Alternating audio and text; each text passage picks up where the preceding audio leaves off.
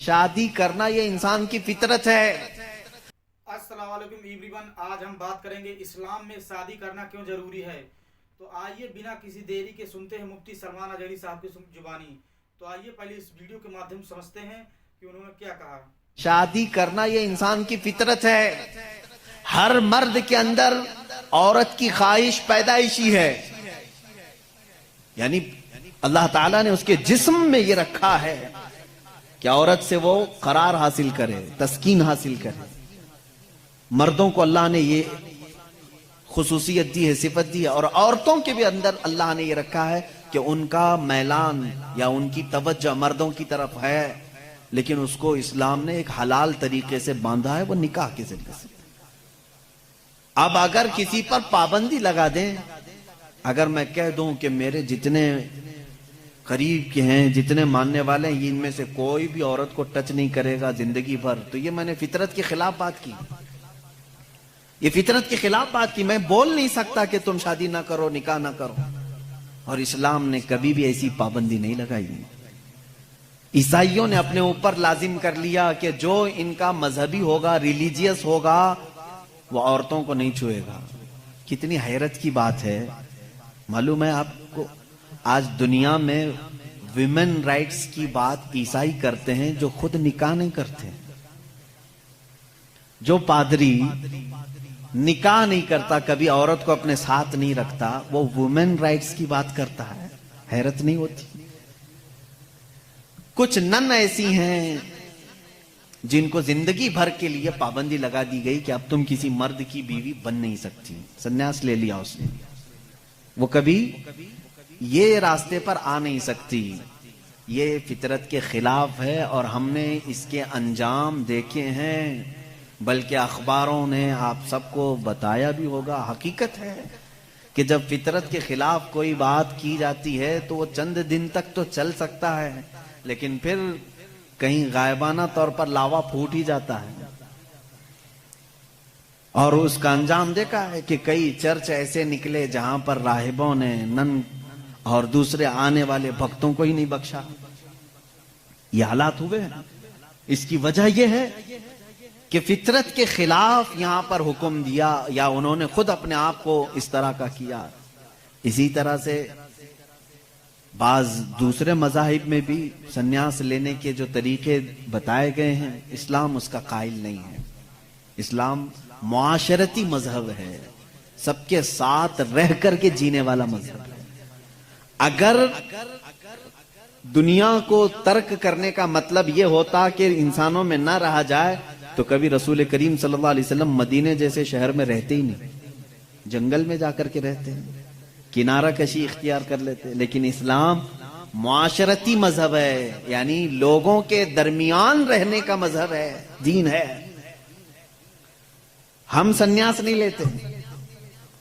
एक सहाबी, 3 सहाबा हुजूर सल्लल्लाहु ताला अलैहि वसल्लम के हुजरे के बाहर खड़े होकर के ये बातें कर रहे थे। हुजूर सल्लल्लाहु अलैहि वसल्लम रात को इबादत के लिए खड़े होते तो आधी रात गुजर जाती थी। तो तीनों ने देख करके कहा, ये तो बख्शे हुए हैं, ये मासूम है, इनसे कोई खता नहीं हुई, उसके बाद इतनी इबादतें हैं इनकी, हम जैसों को तो क्या करना चाहिए, बड़ी इबादत करनी चाहिए। जब रसूल इतनी इबादत कर रहे हैं, तो उन तीनों सहाबा में से तीनों ने क्या किया जानते हैं? एक ने ये उस दिन वादा कर लिया, आज के बाद से मैं कभी किसी औरत के पास जाऊंगा ही नहीं, जिंदगी भर के लिए औरत के करीब नहीं जाऊंगा। दूसरे साहबी ने कहा, आज के बाद से मैं कभी रात को सोऊंगा ही नहीं, पूरी रात खड़ा रहूंगा। तीसरे साहबी ने कहा, आज के बाद से मैं कभी खाऊंगा ही नहीं, दिन में भी और रात में भी रोजा रखूंगा। रसूल करीम सल्लल्लाहु ताला अलैहि वसल्लम अंदर से सुन रहे थे, बाहर तशरीफ लाए, और मेरे आका सल्लल्लाहु ताला अलैहि वसल्लम ने पूछा, तुम में से कौन कौन है जो ये बातें कर रहा था?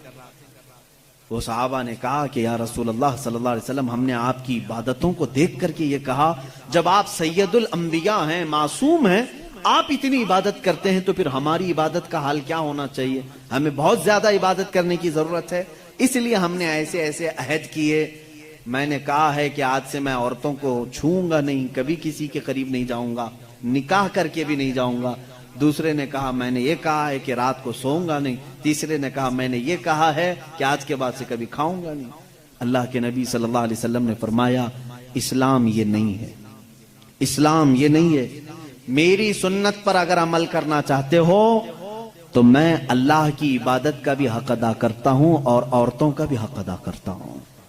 میں نے اپنی رات کو تقسیم کر رکھا ہے، بیویوں کے لیے بھی حق ہے اور اللہ کی عبادت کا بھی حق ہے۔ اور دوسرے سے کہا تم نے کہا کہ رات کو کبھی سوؤں گا ہی نہیں، یہ بھی ہمارا طریقہ نہیں ہے، تم فطرت کے خلاف بات کر رہے ہو، بیمار ہو سکتے ہو، روزانہ رات پورے نہیں سو رہے۔ اب یہاں اس پر میں رک کر کے کہوں گا حضور صلی اللہ علیہ وسلم نے اس صحابی کو منع کیا جو یہ کہہ رہے تھے میں رات بھر عبادت کروں گا، حضور نے فرمایا میری سنت یہ ہے کہ میں تھوڑی رات آرام کرتا ہوں اور تھوڑی رات اپنے رب کی عبادت بھی کرتا ہوں۔ تمہارے جسم کا بھی تم پر حق ہے، اس کو بھی آرام دو۔